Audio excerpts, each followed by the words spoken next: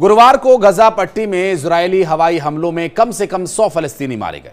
इन हमलों में एक स्कूल पर हमला भी शामिल है, जिसमें 27 लोगों की मौत हुई। इजरायली सेना ने कहा कि इस हमले का मकसद हमास पर दबाव बनाना है और आखिर में आतंकवादी ग्रुप को बाहर निकालना है। दरअसल तुफाब के स्कूल में मरने वालों में 14 बच्चे और 5 औरतें शामिल हैं, जिनकी बॉडी को रिकवर कर लिया गया है। हेल्थ मिनिस्ट्री के स्पोक्स पर्सन जहीर अल वहीदी ने बताया कि 70 लोग घायल हुए हैं, जिनमें से कई तो गंभीर रूप से घायल भी हुए हैं। ऐसे में मौत के आंकड़ों में और भी ज्यादा इजाफा हो सकता है। इजरायली सेना ने कहा कि उसने गजा सिटी इलाके में हमास कमांड और कंट्रोल सेंटर पर हमला किया और कहा कि उसने नागरिकों को होने वाले नुकसान को कम करने के लिए कदम उठाए हैं। इजराइल ने एक दिन पहले शेल्टर के तौर पर इस्तेमाल की जाने वाली संयुक्त राष्ट्र की इमारत पर हमला करने के लिए इसे भी कारण बताया था। इजराइल ने कहा था कि उसने कमांड और कंट्रोल सेंटर में हमास के आतंकवादियों पर हमला किया और इस हमले में 17 लोग मारे भी गए थे। हमास ने इस हमले को भयानक नरसंहार करार दिया। बता दें कि इजराइल सेना ने वेस्ट और साउथ इलाकों को खाली करने के लिए ये कहा कि और वहां अपना कब्जा करने के लिए काम शुरू कर दिया गया, जिसकी वजह से वहां रह रहे फलस्तीनियों को पैदल चलते हुए इलाके को छोड़ना पड़ा। हमास पर प्रेशर बनाने के लिए इजराइल ने खाना पानी बंद कर दिया है और लगातार हमले भी किए जा रहे हैं। उसका कहना है केवल मिलिट्री प्रेशर से ही हमास पर दबाव डाला जा सकता है। वहीं हमास का कहना यह है कि वो केवल शेष 59 बंधकों को रिहा करेगा, जिनमें से 24 के जीवित होने की संभावना है। बदले में अधिक फलस्तीनी कैदियों की रिहाई, एक स्थायी युद्ध विराम और गजा से इजराइल की वापसी होगी। समूह ने मांग को खारिज कर दिया कि वो अपने हथियार डाल दे या पूरे इलाके को छोड़ दे। इस बीच ईरान ने हूथियों को उनके हाल पर छोड़ दिया है। अमेरिका और इजराइल वहां हावी हो गए हैं।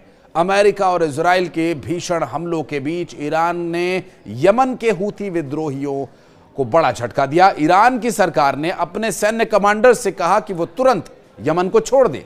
बताया यह भी जा रहा है कि अमेरिका और इजरायली हमलों के खौफ से ईरान ने यह कदम उठाया। इससे हूथी विद्रोही अब अकेले पड़ते नजर आ रहे हैं।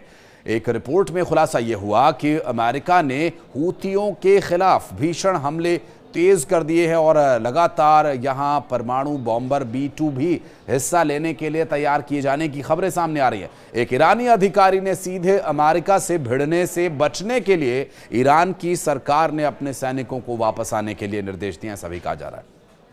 जानकारी यह भी मिल रही है कि अमेरिका के इन हमलों में ईरान के एक सैनिक की मौत भी हो गई।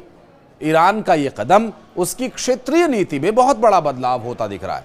ईरान अपने प्रॉक्सी संगठनों हमास, हूथी और हिजबुल्लाह से सपोर्ट कम कर रहा है ताकि उसकी सीधी लड़ाई अमेरिका से ना हो जाए।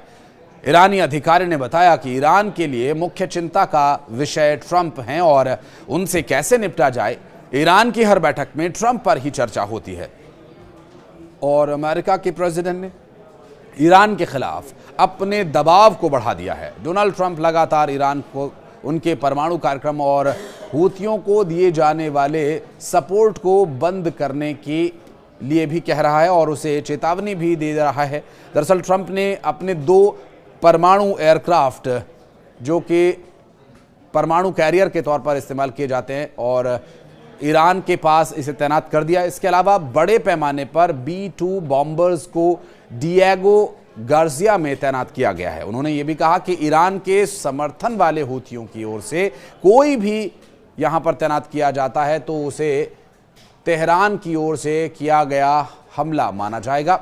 ईरानी सूत्रों का यह भी कहना है कि अमेरिका अगर लगातार बमबारी करता रहा तो हूथी विद्रोही इसके आगे ज्यादा दिन तक टिक नहीं पाएंगे। हूथी अपने आखिरी महीनों या दिनों में चल रहे हैं। अमेरिका लगभग हर दिन यमन में विद्रोहियों के ठिकाने पर हमला कर रहा है और ताज़ा हमले में यमन में हूथी विद्रोही नियंत्रित क्षेत्रों में बुधवार को संदिग्ध अमेरिकी हवाई हमले में कम से कम 6 लोगों के मारे जाने की खबर है।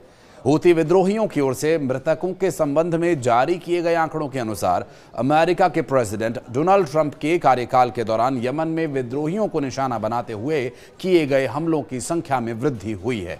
और इन हमलों में कम से कम 67 लोग मारे गए हैं। हालांकि अभी तक अभियान और उसके लक्ष्यों के बारे में कोई विशेष जानकारी तो नहीं सामने आई, लेकिन व्हाइट हाउस यानी अमेरिका का जो राष्ट्रपति का आधिकारिक आवास है, उसके कार्यालय की तरफ से एक प्रेस सचिव कैरोलिन ने जानकारी जरूर दी है और मंगलवार को हमलों की कुल संख्या 200 से अधिक बताई जा रही है, जबकि लेविट्स ने कहा कि इन हमलों के परिणाम स्वरूप ईरान अविश्वसनीय रूप से कमजोर हो गया है और हमने देखा है कि उन्होंने हूती नेताओं को मार गिराया। हालांकि हूती विद्रोहियों ने अभी तक अपने किसी भी नेता की मौत की बात को स्वीकार नहीं किया। उधर अमेरिका ने भी किसी भी मारे गए विद्रोही नेता का नाम उजागर नहीं किया। तो ट्रंप प्रशासन के अधिकारियों के बीच हुई बातचीत के लीक होने पर यह जानकारी सामने आई है कि विद्रोहियों के मिसाइल बल के एक नेता को निशाना बनाया गया था मिसाइल के हमले के द्वारा। बहरहाल अब परेशानी यहां पर यह है कि ईरान ने हाथ खींच लिए।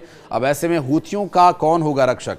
क्या अमेरिका इजराइल मिलकर हूथियों की बैंड बजा देंगे, या फिर हूथियों को एक बार फिर से ईरान का सपोर्ट मिला तो वे इजराइल और अमेरिका को खदेड़ने में कामयाब रह पाएंगे, या कम से कम उनका सामना ही कर सके? आखिर ईरान की ऐसी क्या मजबूरी रही? वर्तमान परिस्थितियों को देखते हुए कमेंट सेक्शन में आप अपने विवेक के अनुसार अपनी राय भी रख सकते हैं। धन्यवाद।